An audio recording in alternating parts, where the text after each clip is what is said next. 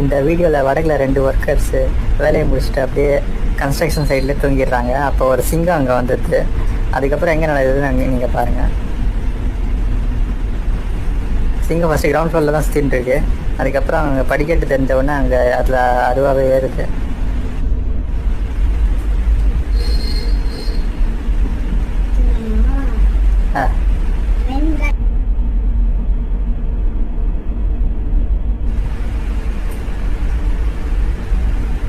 நினச்சி பாருங்கள், நீங்கள் படுத்துட்ருக்கும் போது உங்கள் பக்கத்தில் ஒரு சிங்கம் வந்துடுன்னா நீங்கள் என்ன நினைப்பீங்க? யாரோ ப்ராங்க் பண்ணுறாங்கன்னு நினைப்பீங்க.